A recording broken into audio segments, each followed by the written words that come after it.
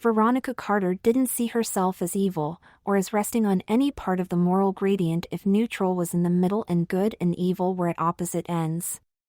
In fact, she rejected that the gradient even existed. In her observation, people who claimed to be good had selfish intentions at their core just the same as a junkie or a rapist did. They might try their best to hide it, try hard enough that they actually believed it themselves, but they did their laughably good deeds to justify their own existence. Nothing more. Veronica wasn't like that. She wasn't a hypocrite. She studiously kept herself well clear of the moral graph. As far as she was concerned, identifying oneself with any part of the moralistic spectrum was weak and unimaginative. She didn't believe in God, nor, by extension, heaven and hell. Beyond that, north on the so-called moral compass was a human invention from centuries, probably millennia, earlier. Outmoded by definition, and certainly far outside their original context. Could those ancient forefathers predict the world of today when they scratched out their commandments on stone and tried to pass them off as divine ruling? Could they have comprehended the internet? Or international travel in a matter of hours? Or governmental policy that could dictate economical impact the world over? Of course they couldn't. The way Veronica saw it, an entirely new code was required with each successive generation, or better yet, no code. She was wealthy, not as wealthy as her fiancé's family, but well off, and she wasn't exposed to the same limitations as the masses. Morality had only ever been an invention to keep those masses in line. Why should she impose limitations on her own life if she didn't have to? She smiled to herself to think of that as she opened the door to the study in her fiancé's grandmother's mansion and walked over to the safe. She liked the idea of having no code at all, true freedom to take any action without the need for guilt. Guilt was just another lower middle-class soporific designed to pin them, squirming, to the moral gradient. She preferred to fly free. Veronica had seen the safe by chance a few days earlier, when Brandon's doddering old gran had shuffled unsteadily up to it to retrieve for him the engagement ring his mother had still been wearing when they pulled her out of the wreck of the head-on collision she'd had down on the spur road one rainy day. Veronica wasn't supposed to see, she wasn't supposed to know Brandon was planning to propose, but she knew people and her curiosity had not allowed her to wait patiently when she came to suspect what his plans were. When he had asked her to wait in the summer house while he talked to his gran, her interest had been piqued enough to follow him and listen in. By extension, she had seen the Dowager check the combination on a post-it note on the desk before turning the dials and opening up. It was interesting. Seeing that had thrilled Veronica more than the confirmation that Brandon was going to propose. She closed the door of the enormous study firmly. Everyone was fast asleep, it was unlikely she would be disturbed, but it paid to be careful. She turned on the desk lamp and scanned the desk for the post-it. There it was, exactly as expected. The safe was in the usual banal position, behind a painting on the wall. When she owned this house, alongside her husband obviously, she would see to it that valuables were kept far more securely. She turned the dial on the front of the safe, then smiled again when she heard the final click. Inside was a packet of cash, probably £10,000 or more, and several jewelry boxes. Veronica could only imagine how these were going to look on her. She'd been hoping they would be here. That had been her chief motivation, to try them on for size. That and to flex the muscles of the potential of this upcoming marriage. It really was going to be spectacular to be elevated to such levels of wealth. She went to pull out the top jewelry box, only now noticing a heavy object inside a cloth drawstring bag on top of it in the shadowy interior. Now what could that be? She said, smirking to herself and picturing a gigantic diamond. But surely that was ludicrous. Forgetting the jewelry boxes for a moment, she withdrew the pouch, surprised by its mass, and opened it up. Inside was a block of smooth stone. Ore. She took it out and examined it from all sides. Not just a block of stone. It was a piece of old broken sculpture, the head of a bird, an eagle maybe. It didn't seem to have any value that she could see. It might have been nice when it was made, but it was so worn and chipped now that the detail was no longer clear. The stone it was made from was a dark gray, but the cracks and crevices glistened in the pale light from his desk lamp. She had no idea what made it so important that it would be locked away. "It's a lovely piece, isn't it?" Veronica jumped at the sound of the voice, spinning to look behind her, and gasped when she saw Brandon's grandmother sitting in a high-back armchair in the gloomy back of the room, watching her, gripping her cane with fingers tangled like tree roots. "Dania," she said. "I didn't see you there." "No," replied the old lady, smiling coldly. "I don't suppose you did." The two women regarded one another in the light of the desk lamp. Dania, Brandon's grandmother, was very frail. Her face was drawn tightly across the bones in places, a mess of wrinkles, but there were points of fat as well. The fat was pulled in places so she had an odd kind of shape, prevalent in many elderly ladies, with thin forearms but thicker upper arms, skinny legs and a round belly. She could look saintly when she smiled, but she wasn't smiling now. She wasn't angry or upset, but there was a total absence of affection or benignity.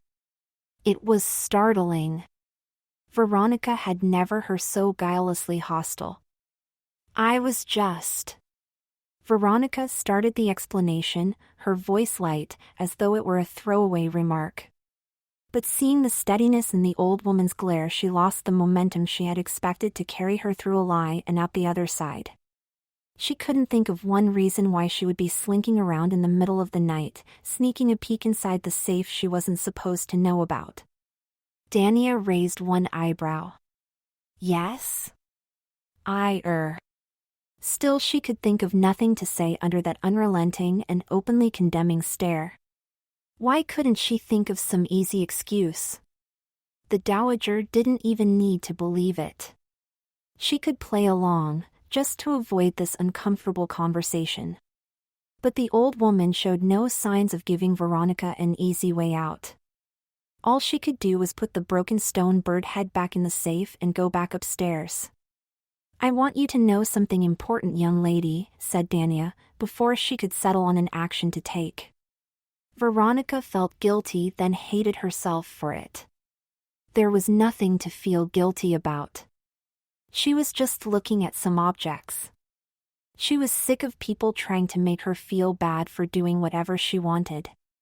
"What?" she asked, and it came out sullenly, almost accompanied by a pout. "Only how transparent you are, Veronica, and how transparent your relationship to my grandson is, on both sides." "What do you mean by that?" asked Veronica, pointing her voice up into the pitch that turned a straight question into indignation. Dania smiled.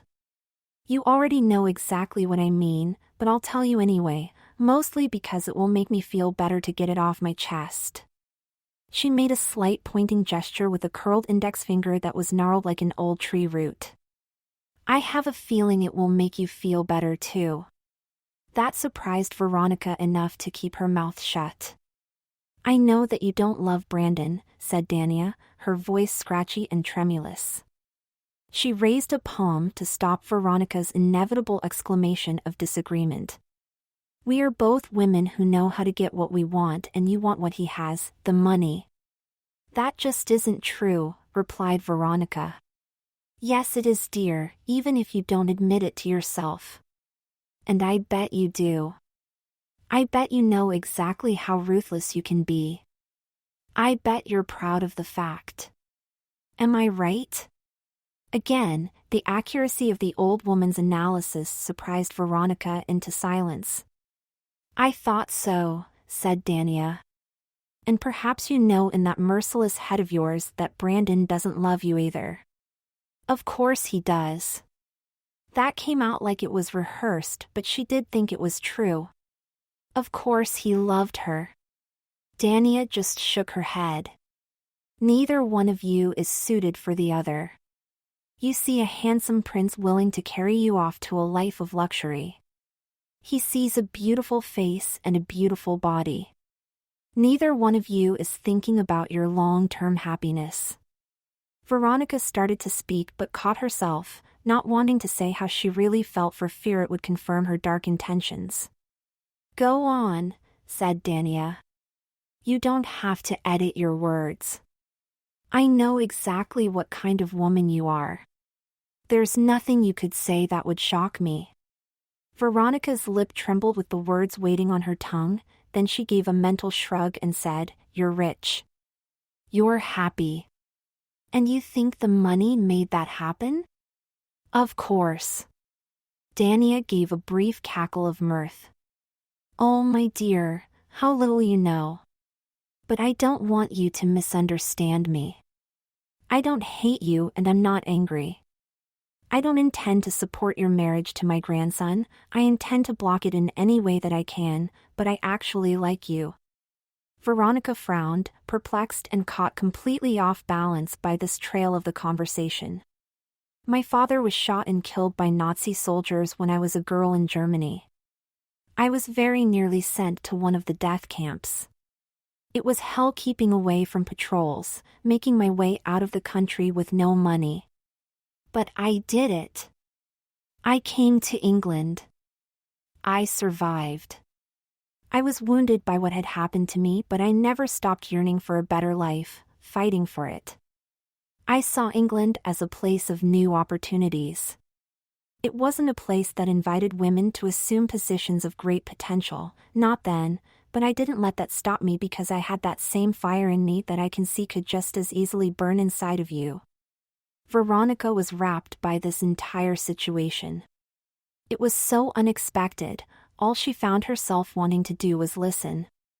I started a business, said Dania. I built on it. She chuckled. I practically invented women's lib, carrying it by the shirt tails until it caught on, and then riding the wave of business development alongside the man I married, building the empire that made it possible for us to retire here to Nofton Heights. When my son and his wife were killed in the accident, I went on, like I always did, like I had to, because there was nothing else I could do. She smiled then at Veronica and showed the first warmth she had since the conversation started. It was only age that stopped me. I could have gone on doing and living until the end of the world quite happily. She gave a little bob of her head that functioned to point in Veronica's direction. You have so much potential, child, and you don't even know it. So much potential. You're young and beautiful. You're extremely intelligent, that's plain. You could do anything. Go anywhere. If you marry my Brandon, then all that glorious potential would be wasted. I mean it. Dania's brow furrowed in a vein of sadness. If I were in your shoes, I would finish it with Brandon before you could say Jack Robinson. Then I'd get out there into the world. I'd find out all about this incredible new technology that's everywhere nowadays. I'd start from scratch. I wouldn't need any previous wealth. I could make it all again and more. I could see everywhere, do everything. Veronica sneered, unable to contain herself any longer. It's easy for you to sit there and say that. You're a millionaire. You got your lucky breaks and now you think you actually earned it. She knew she shouldn't be saying these things, but Dania's words had cut her more keenly than she had expected, perhaps because there was no redundant talk of morals. The old woman had spoken only of potential, and Veronica felt the pinch of that. She always had. All you have to do is lounge about here in your mansion all day, she continued. You can imagine what you want about what you'd do if you had another chance. It'll never be tested. It's only because you're so wealthy that you can afford to be blasé about your money. If I were in your shoes, I wouldn't stay cooped up in here, wasting away. I'd get out there and spend all the money. I'd travel. I'd wear the finest outfits. I'd act like a queen. She thrust out the broken statue piece. Look at this. It's worthless, but you cling onto it in here like you cling onto the dust and your bank book. You're the one who is wasting her life. I wish I was in your shoes. Then I'd show you that money is meant for spending. But the moment the words came out of her mouth, Veronica lost all the breath in her lungs. She felt a tightness in her chest and a dizziness that ran right through her. Are you all right, dear? Asked Dania. You don't look at all well. I don't feel right, she replied. I don't. She gripped her stomach, looking down. Then she frowned, a deep frown that creased up the center of her forehead. Huh? She wasn't wearing her own shoes. She'd been wearing some lilac 2-inch heels. But they were gone. Her frown deepened still further. Those weren't the shoes on her feet anymore. She was wearing a pair of very old-looking slippers with a fluffy covering for the toes and an open heel, flat to the floor, just like the pair that Dania was. Veronica looked up and across the room, at the old lady in her armchair looking back, at the wrinkled and swollen feet now squeezed into a pair of pretty lilac heels. What the hell? Said Veronica.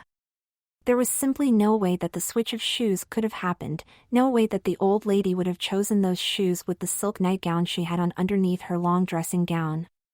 Similarly, Veronica hadn't yet got ready for bed. She was still wearing the same skirt and sleeveless blouse she'd worn all evening.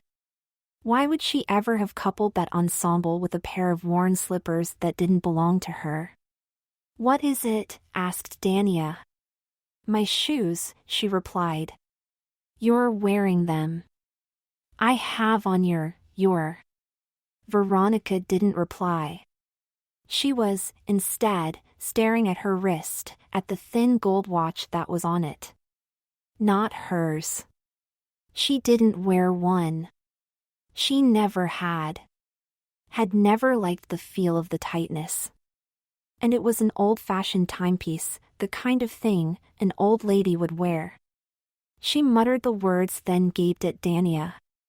Something's happening to us, she said urgently. Your watch. Your slippers. Look. She held up her wrist. Dania checked her own feet and hand. Veronica looked across to watch her, incredulous, then saw something that jarred her heart, her trembling finger reaching out to point in the old lady's direction. Underneath her dressing gown, Dania was suddenly wearing the same lilac blouse as. Veronica clutched at her top, taking 2 handfuls of the silk nightie she was now wearing over her skirt. Oh God, she said. Oh my God, what's happening?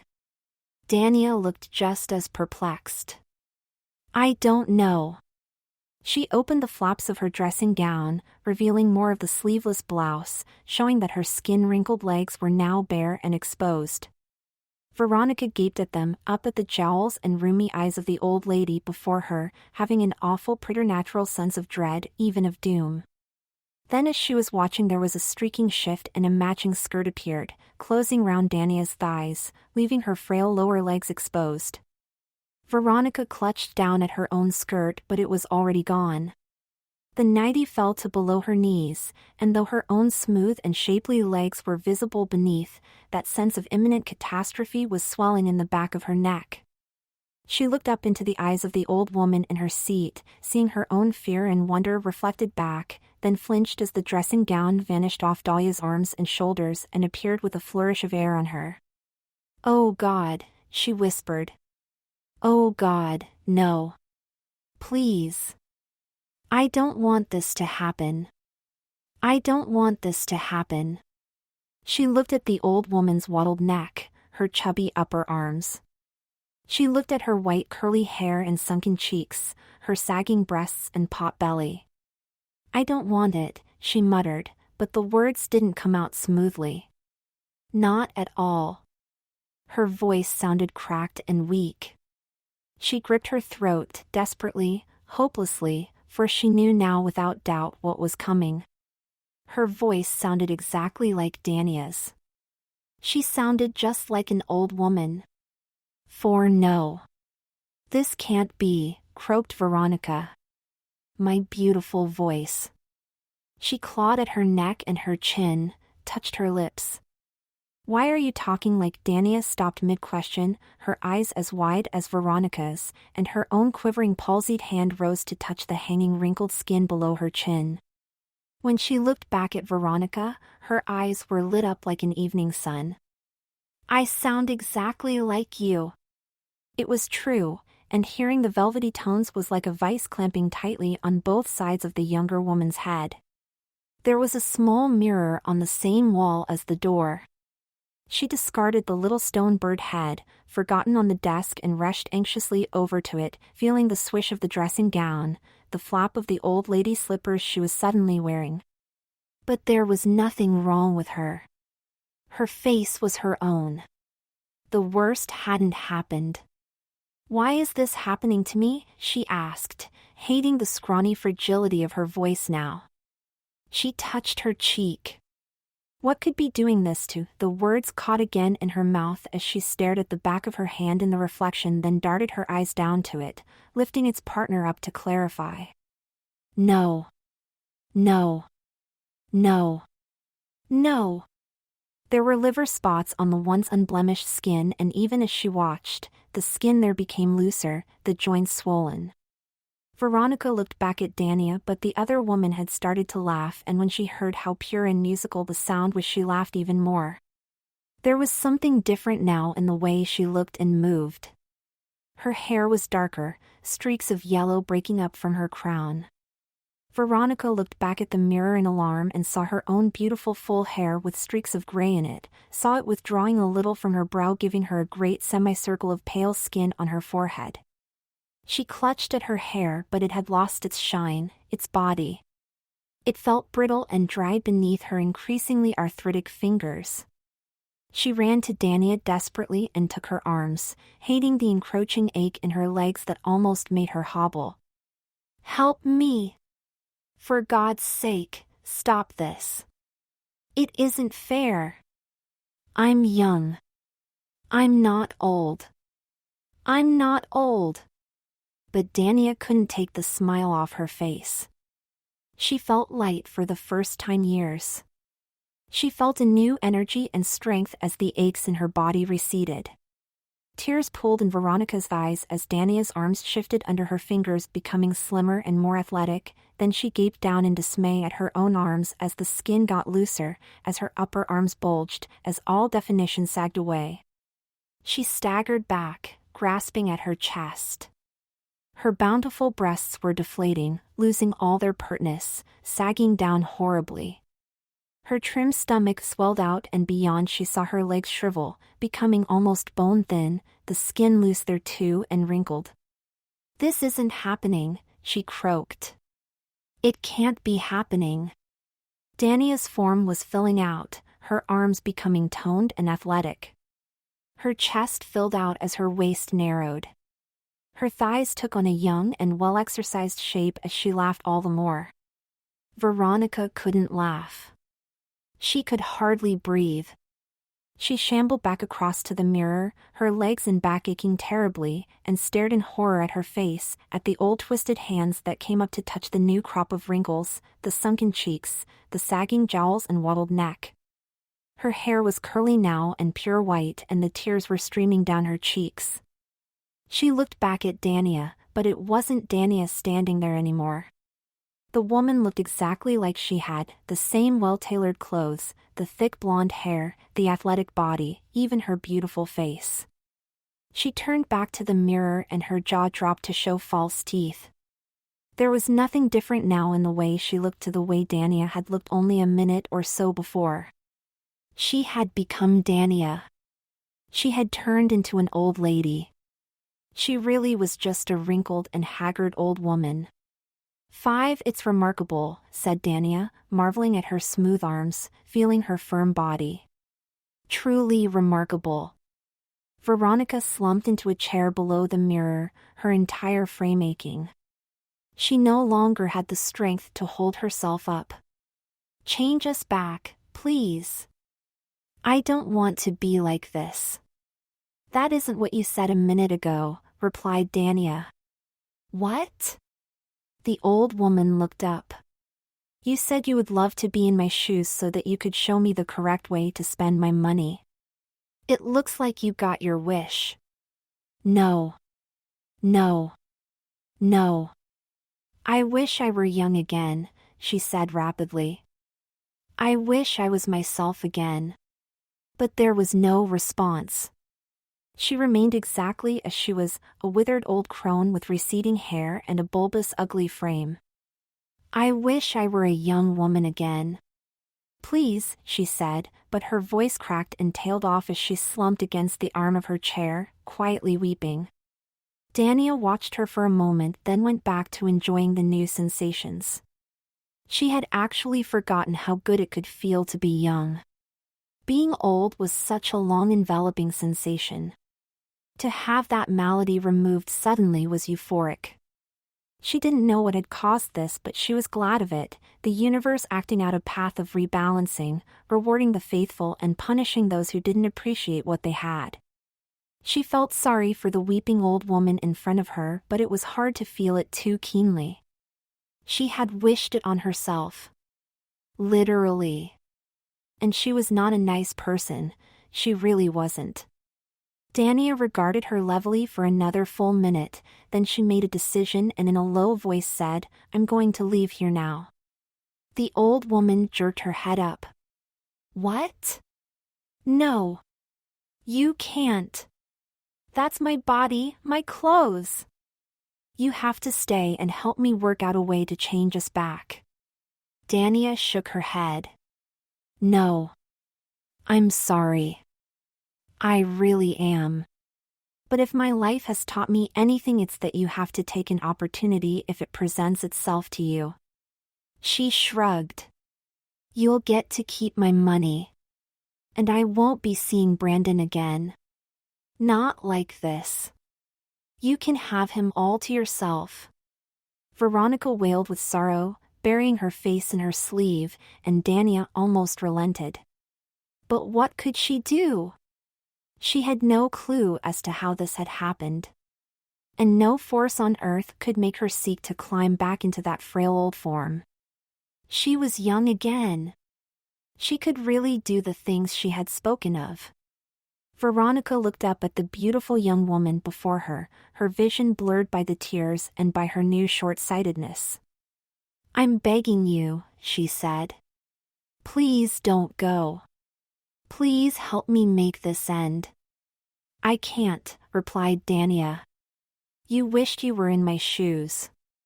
Your wish came true. That's all there is to it. Veronica couldn't believe what she was hearing or feeling. The aches in her misshapen body were crippling. What did all the money in the world matter if she had lost her youth and her beauty? Oh, how she wished she had not been so careless in her words. But how could she possibly have known? What had happened was impossible. Dania went to the desk. You can have everything that was mine, she said. I'll start from the beginning. But I want this. I'll take it with me. She lifted the broken stone head of the hawk. It's the only thing I have left of my father's. Veronica slumped down again, weeping and wailing. She was a fat old woman. She was ugly and wizened. Her voice was ruined. Her limbs were scrawny and palsied and ghastly to look at. And there was no way back. She didn't even know what had caused it. How could she possibly find a way to reverse it? I wish I was young, she muttered. I wish I was young. But whatever power had made the change was no longer listening. Dania went to the door and looked back at her, but Veronica was consumed by her own despair and the acknowledgement of her own doom. Dania slipped the stone hawk head back into its pouch as she climbed the stairs, marveling still by how light and strong she felt. It was magnificent. She still felt guilty about the fate of the former beauty, but it was all too splendid to be ruined by that. Besides, she reasoned, morality was a human invention and she had far more interesting things now to consider. She entered her former grandson's bedroom. Brandon was fast asleep and snoring lightly. She went to the side of the bed, kissed the ends of her first and second finger, then touched them to his head. She watched him for several minutes, then picked up Veronica's handbag and left the room, leaving all her other belongings. She descended the stairs and saw that Veronica had made her way through to the hall. "Please don't go," she said, her breathing labored. "I don't want to be an old woman." "I'm sorry," replied Dania. "But that's what you are." She gave the elderly lady a sympathetic smile and then went to the door, opened it and let herself out.